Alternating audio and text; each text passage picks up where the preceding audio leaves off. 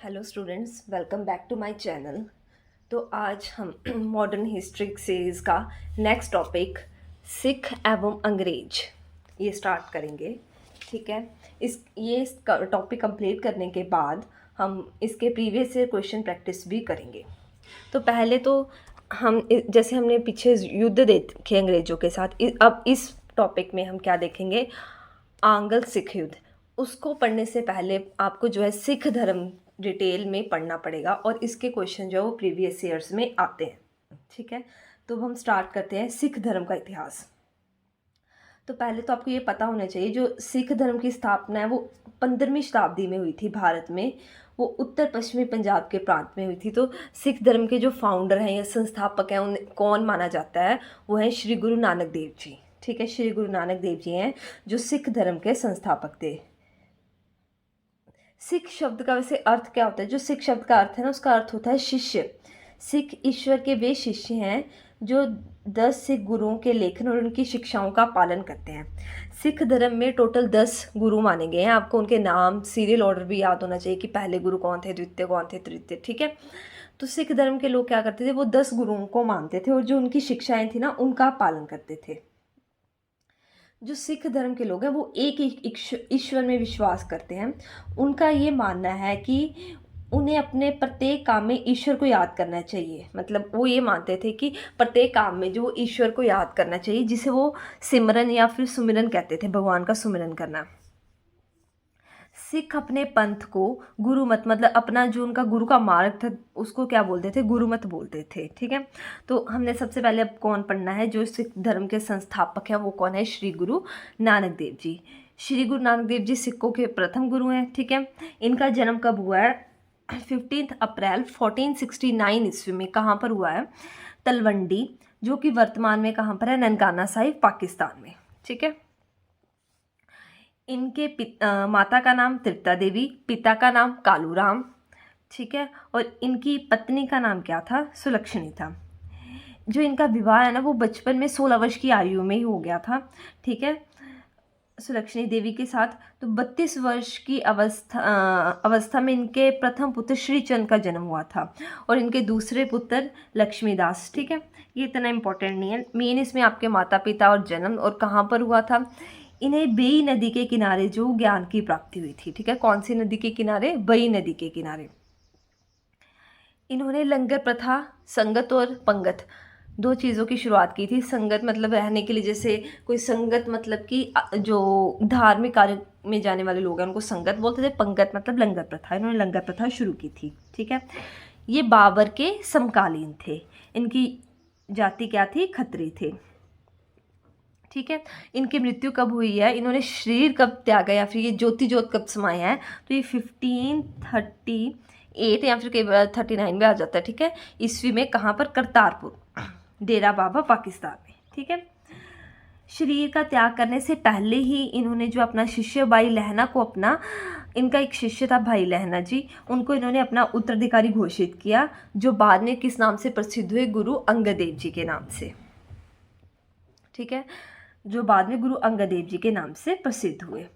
तो अब हम सिखों के दूसरे गुरु कौन है? श्री गुरु अंगद देव जी, इनके बारे में पढ़ेंगे। ये सिखों के दूसरे गुरु हैं। इनका आरंभिक नाम क्या था? भाई लहना जी। ठीक है, इन्होंने गुरु नानक देव जी द्वारा लंगर प्रथा जो चलाई थी उसकी व्यवस्था को नियमित रखा। ठीक है, यहाँ पर मैंने लिखा हुआ है ना, लंगर प्रथा किसके द्वारा? श्री गुरु नानक देव जी के द्वारा। लंगर प्रथा को इन्होंने क्या रखा? व्यवस्थित रखा। फिर इन्होंने गुरुमुखी लिपि का विकास किया था। ठीक है, ये किसके समकालीन थे? ये हुमायूं के समकालीन थे। गुरु नानक देव जी बाबर के समकालीन, गुरु अंगद देव जी हुमायूं के समकालीन थे। ठीक है, फिर इन्होंने ब्यास नदी के किनारे अपना जो है वो शरीर देह जो है वो त्याग दिया था। कौन सी नदी के किनारे? ब्यास नदी के किनारे देह त्याग किया। किन्होंने? गुरु अंगद देव जी ने। और गुरु नानक देव जी को कौन सी नदी के किनारे जो वो ज्ञान प्राप्ति हुई थी? तो वो थी बई नदी। तो इसमें यही इंपॉर्टेंट पॉइंट्स जो आते हैं। अब हम नेक्स्ट पढ़ते हैं श्री गुरु अमरदास जी। ठीक है, श्री गुरु अंगद देव जी के ज्योति जोशमाने के बाद उनके आगे शिष्य श्री गुरु अमरदास जी जो है सिखों के वो तीसरे गुरु बने। श्री गुरु अमरदास जी ने गोइंदवाल में पहला जो है वो तीर्थ स्थान बनाया था। ठीक है, इस स्थान की विशेषता क्या थी? इस पानी तक पहुंचने के लिए जो है 84 सीढ़ियों वाले कुएं का इन्होंने निर्माण करवाया था। 84 सीढ़ियाँ थी कुएं को, पानी तक जाना है तो वो 84 सीढ़ियाँ उतर के कुएं तक पहुंचना होगा। जो हिंदू लोग थे वो 84 लाख प्रजातियों में पुनर्जन्म में विश्वास रखते थे, इसलिए इन्होंने टोटल 84 सीढ़ियों का जो है वो वाला कुआं खोदा था। ठीक है, बाद में इसे बाबली साहिब नाम दे दिया गया था। गोइंदवाल था, 84 सीढ़ियों वाला कुआं था, इसको बाद में क्या बोल दिया गया? बाबली साहिब। ठीक है, इन्होंने 22 गद्दियों की स्थापना की और प्रत्येक पर एक महंत की क्या कर दी? नियुक्ति कर दी। ठीक है, इन्होंने विवाह जैसे हिंदुओं में वो करते हैं विवाह, जो यज्ञ के द्वारा है ना विवाह करते थे फेरों के द्वारा, तो इन्होंने सिखों में जो विवाह की नई पद्धति जिसको क्या बोलते हैं अनंत कारज विवाह या फिर लावा फेरे है ना, लवन, उसकी शुरुआत की थी। इन्होंने सिखों के बीच सती और पर्दा प्रथा जैसी प्रथाओं को समाप्त कर दिया था। ठीक है, इनकी पुत्री कौन थी? बीबी भानी। ये अकबर के समकालीन थे। ठीक है, ये आपको याद होना चाहिए कि कौन गुरु किसका समकालीन था। तो गुरु अमरदास जी अकबर के समकालीन थे। अकबर गुरु अमरदास से पाकिस्तान के गोइंदवाल में मुलाकात की थी, तो फिर अकबर ने क्या किया था? उनकी पुत्री बीबी बानी को 500 गांव जो उपहार में दिए थे। ठीक है, अब हम नेक्स्ट गुरु जो फोर्थ हैं वो है श्री गुरु रामदास जी। ये पढ़ेंगे। ये श्री गुरु रामदास जी सिखों के चौथे गुरु थे। पहले इनका जन्म का नाम क्या था? जेठा था। ठीक है, अकबर ने हमने पढ़ा था बीबी बानी को, इनकी पत्नी कौन है? बीबी बानी, इन्हीं से इन्होंने विवाह किया था। हमने देखा था कि अकबर ने बीबी बानी को 20 बीघा भूमि दी थी।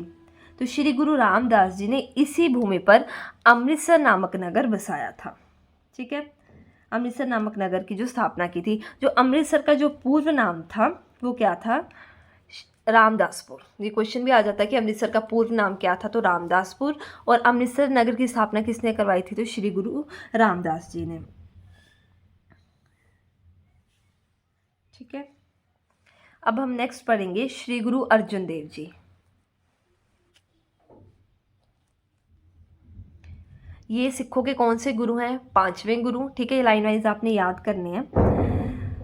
इन्होंने 1604 ईस्वी में सिखों के धार्मिक ग्रंथ आदि ग्रंथ की जो है वो रचना की थी। ठीक है, श्री गुरु अर्जुन देव जी ने 1595 ईस्वी में ब्यास नदी के किनारे गोविंदपुर गांव बसाया था। इन्होंने अमृतसर के तालाब में हरमंदिर साहिब का निर्माण, very very important question, golden temple आपने सुना होगा, हरमंदिर साहिब बोलते हैं उसको सॉरी, उसका निर्माण किसने करवाया था? तो वो थे श्री गुरु अर्जुन देव जी। ये मुगलों के हाथों शहीद होने वाले पहले सिख गुरु थे श्री गुरु अर्जुन देव जी।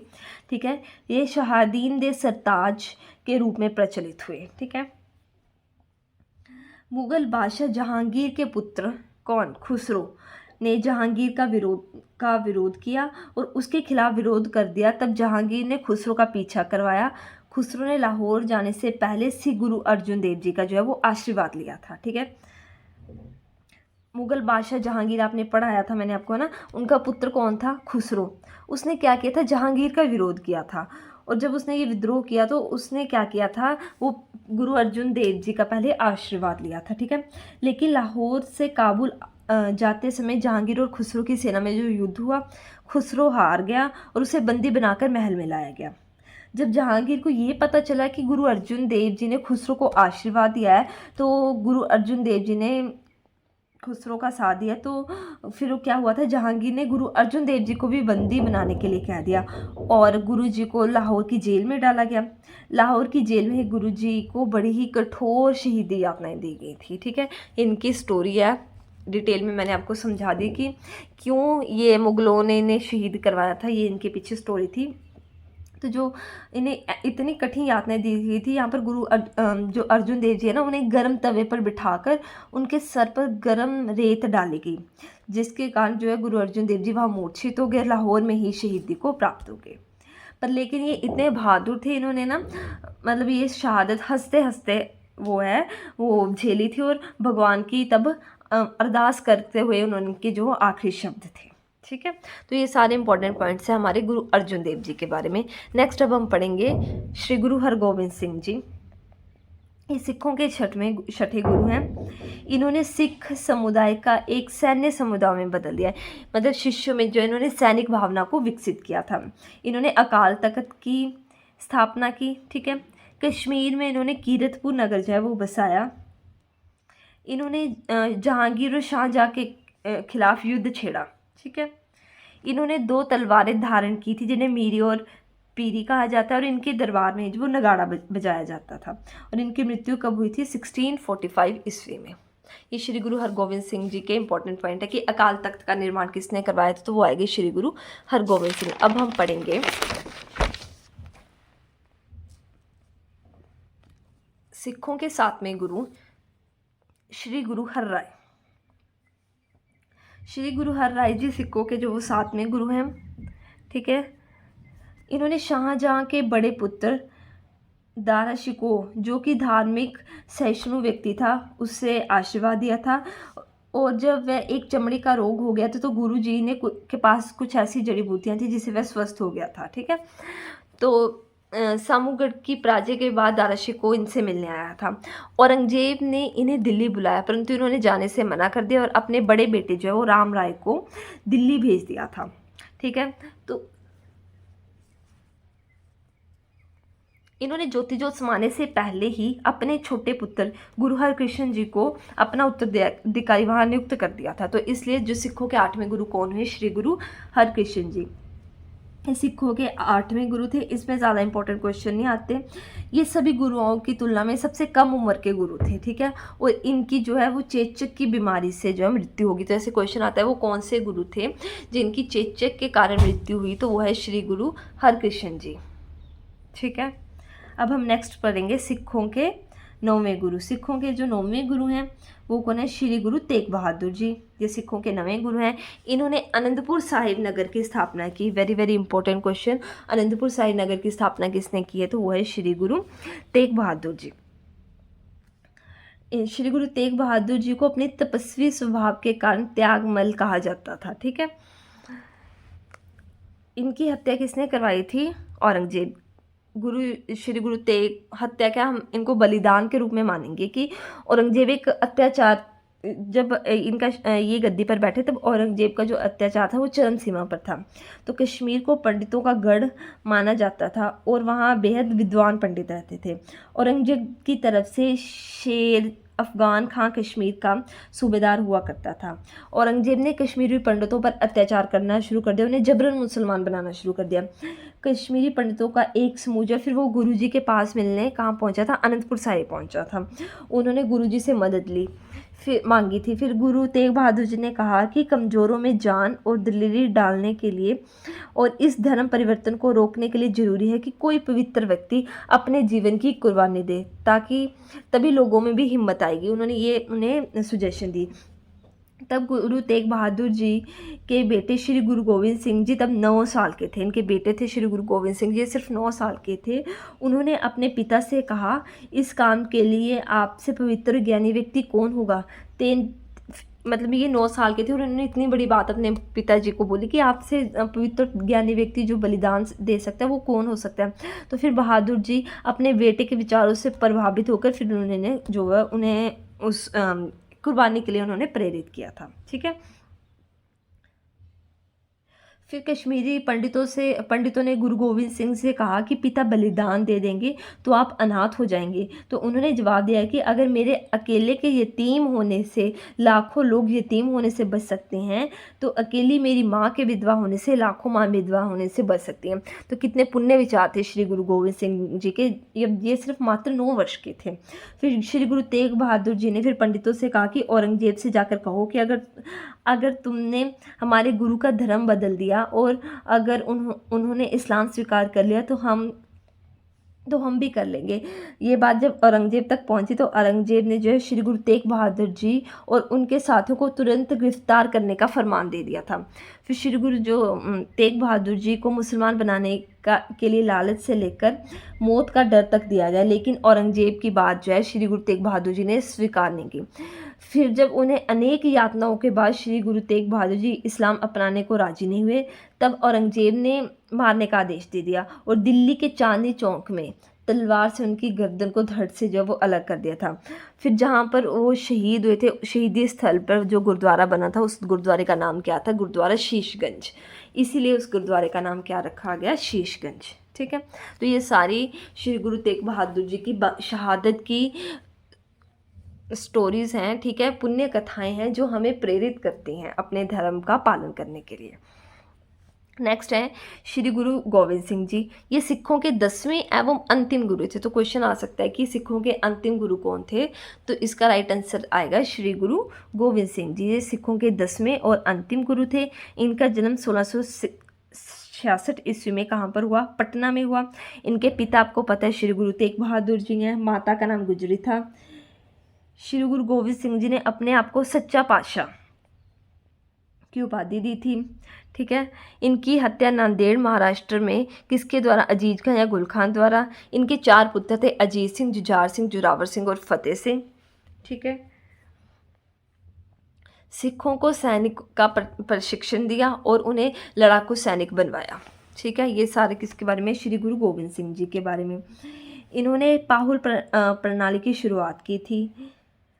ठीक है, इन्होंने सिखों को 5 ककार धारण करने का निर्देश दिया। ये 5 ककार क्या थे? क से 5 वर्ड जो क से शुरू होते हैं। केश रखो अपने लंबे केश, इसलिए हमने देखे जो सिख धर्म के लोग हैं वो क्या लंबे केश रखते हैं और वो क्या बांधते हैं? टर्बन बांधते हैं। कंगा, हमेशा उनके पास एक कंगा होता है। कृपाण उनके पास हमेशा होती है, कड़ा और कच्छा। ये सारे 5 ककार उनको धारण करने के लिए कहा गया।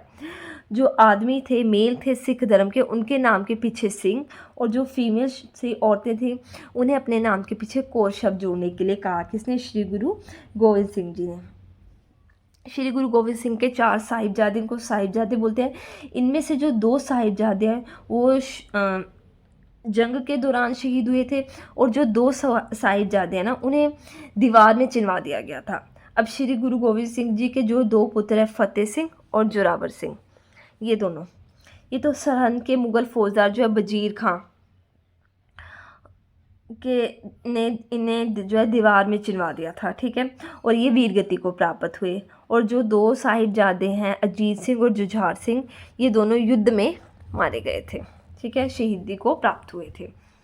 तो इससे 1708 ईस्वी में जो है नंदीर में श्री गुरु गोविंद सिंह जी वो ज्योति ज्योत समा गए। ये मानव के रूप में जो है अंतिम सिख गुरु थे। इन्होंने क्या बोला कि मेरे बाद अब जो है वो श्री गुरु ग्रंथ साहिब को सिखों के गुरु के रूप में जो है वो नामित किया जाएगा। मतलब इन्होंने बोला कि मेरे बाद अब श्री गुरु ग्रंथ साहिब जो इनका होली बुक है उसको ये नामित करेंगे। ठीक है, एक इम्पॉर्टेंट क्वेश्चन आता है कि खालसा पंथ की स्थापना किसने की? तो very very important question. Khalsa पंथ की स्थापना श्री गुरु गोविंद सिंह जी ने कब? वैसाखी के दिन। वैसाखी कब होती है? 13 अप्रैल को, है ना।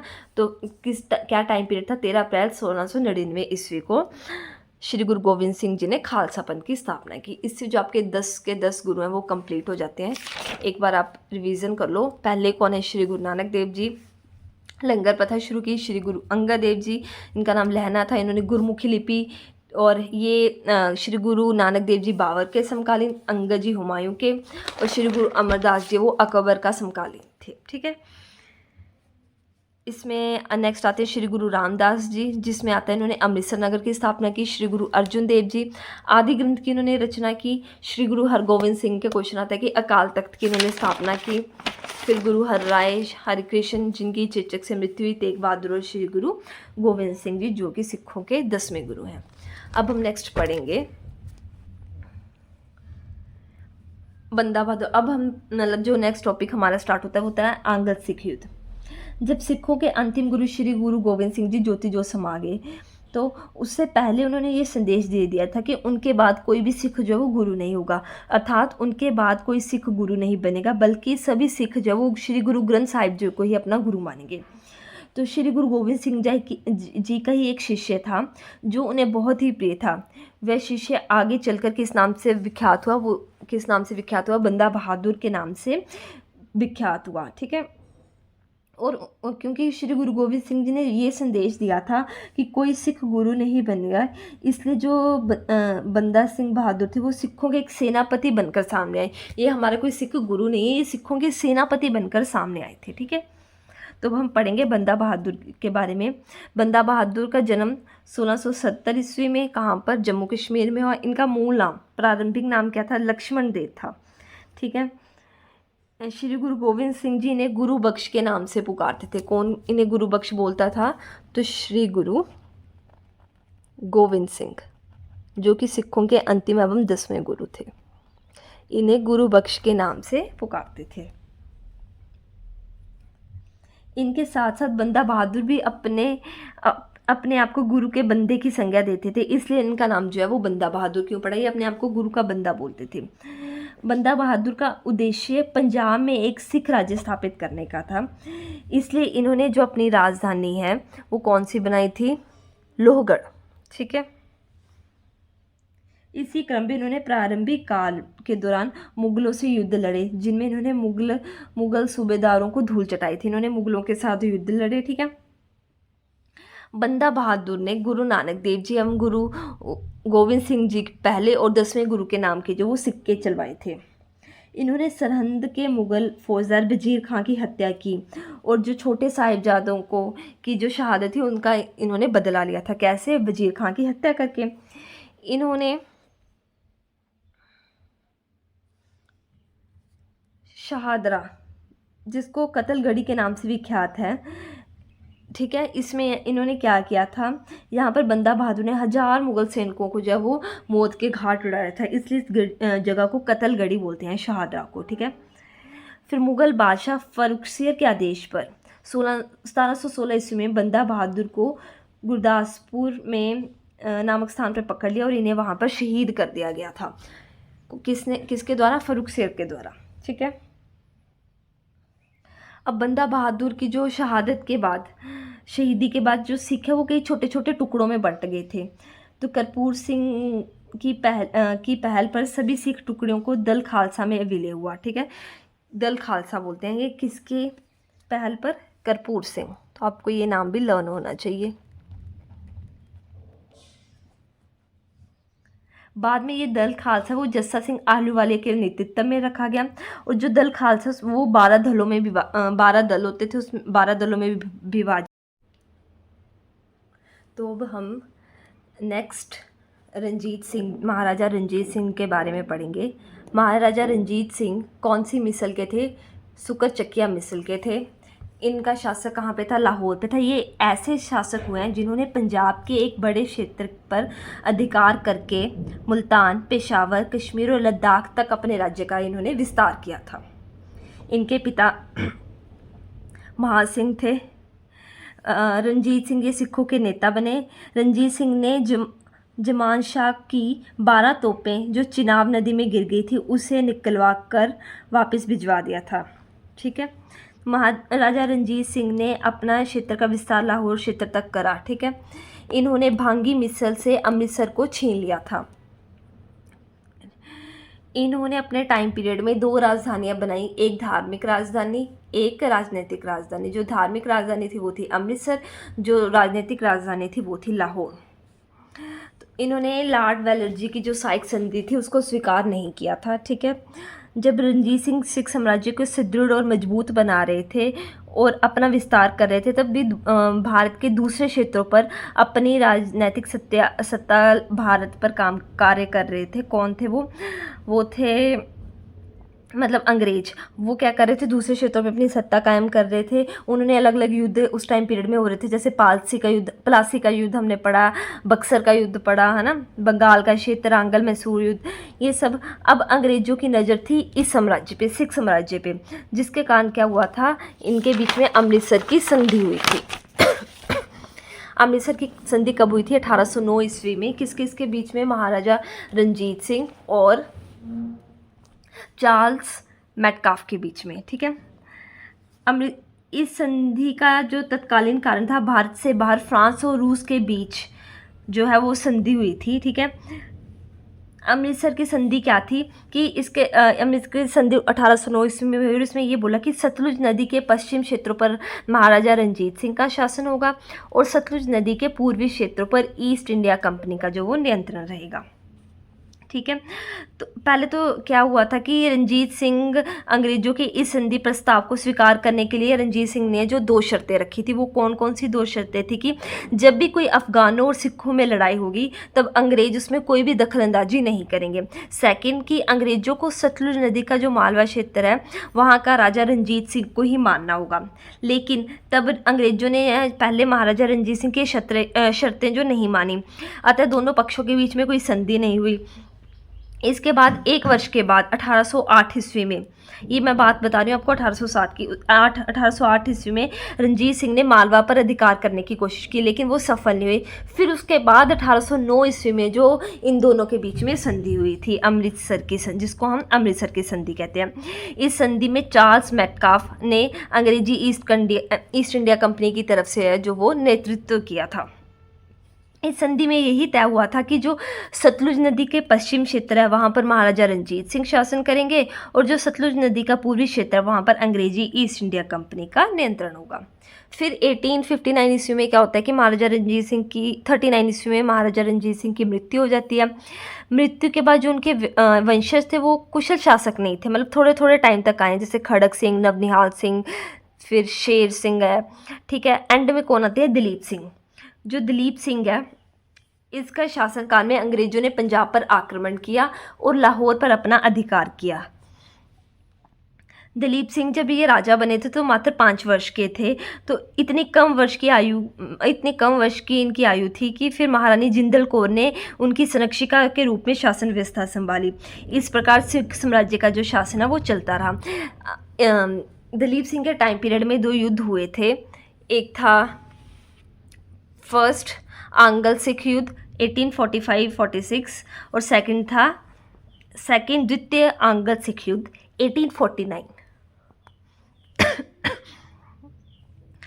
अंग्रेजों ने पहले ही भारत के कुछ ज़्यादातर क्षेत्रों पर कब्जा कर लिया था, जिसके बाद वे सिख साम्राज्य और लाहौर साम्राज्य, जो कि सिख सतलुज नदी के पश्चिम क्षेत्र में था, वहाँ पर अब शासन करना चाहते थे।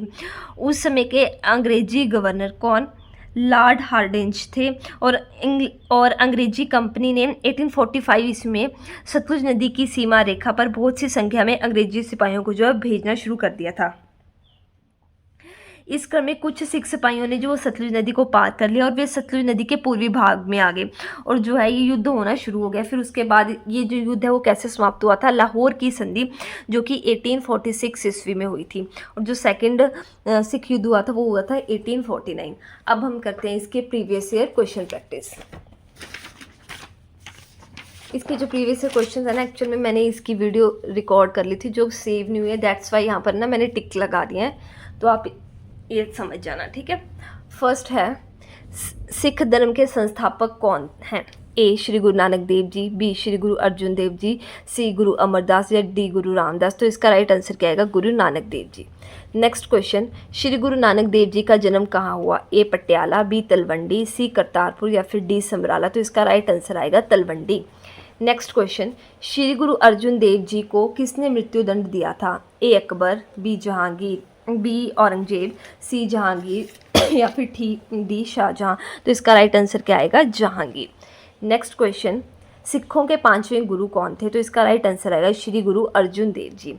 सिखों के 10वें या अंतिम गुरु कौन थे? तो इसका राइट आंसर क्या आएगा? श्री गुरु गोविंद सिंह जी। 6th क्वेश्चन, खालसा पंथ की स्थापना किसने की? तो इसका राइट आंसर क्या आएगा? श्री गुरु गोविंद सिंह जी ने जो वो खालसा पंथ की स्थापना की थी। नेक्स्ट क्वेश्चन, स्वर्ण मंदिर कहाँ है? ए अमृतसर, बी पटियाला, सी रोपड़ या डी अहमदाबाद। तो इसका राइट आंसर आएगा अमृतसर। नेक्स्ट क्वेश्चन, श्री गुरु ग्रंथ साहिब किस लिपि में लिखी गई है? ब्राह्मणी लिपि, पाली लिपि, गुरमुखी लिपि या फिर देवनागरी लिपि। तो इसका राइट आंसर क्या आएगा? गुरमुखी लिपि। और गुरुमुखी लिपि को विकसित किसने किया था? श्री गुरु अंगद देव जी ने। कौन सा सिख गुरु जो है वो बाबर का समकालीन था? तो इसका राइट आंसर क्या आएगा? गुरु नानक देव जी जो बाबर का समकालीन थे। जो गुरु अंगद देव जी हैं वो किसका समकालीन थे? वो हुमायूं के समकालीन थे। और श्री गुरु अमरदास जी वो अकबर के समकालीन थे। नेक्स्ट क्वेश्चन, किस सिख गुरु ने गुरुमुखी लिपि का विचार दिया था? तो इसका राइट आंसर क्या आएगा? गुरु अंगद देव जी। नेक्स्ट क्वेश्चन, किस सिख गुरु की मृत्यु चेचक के कारण हुई थी? तो इसका राइट आंसर आएगा श्री गुरु हरकृष्ण। अकाल तख्त की स्थापना किस गुरु ने की? तो श्री गुरु हरगोविंद सिंह जी ने अकाल तख्त की स्थापना की थी। नेक्स्ट क्वेश्चन, किस मुगल बादशाह के आदेश पर बंदा बहादुर की हत्या हुई? तो इसका राइट आंसर आएगा फरुखसियर। नेक्स्ट क्वेश्चन, महाराजा रंजीत सिंह किस मिसल के थे? तो इसका राइट आंसर आएगा शुक्र चकिया मिसल। नेक्स्ट क्वेश्चन, रंजीत सिंह एवं अंग्रेजों के बीच हुई अमृतसर की संधि में किस नदी को दोनों राज्यों क्षेत्रों के बीच की सीमा निर्धारित किया गया? ए सतलुज, बी झेलम, सी रावी या डी सिंधु? तो इसका राइट आंसर क्या आएगा? सतलुज। प्रथम आंग्ल सिख युद्ध के दौरान पंजाब राज्य का शासक था, किसका शासक था? तो दिलीप सिंह का। पंजाब के राजा रंजीत सिंह की राजधानी क्या थी? तो इसका राइट आंसर आएगा लाहौर। नेक्स्ट क्वेश्चन, बंदा बहादुर का मूल नाम क्या था? तो बंदा बहादुर का मूल नाम था लक्ष्मण दास।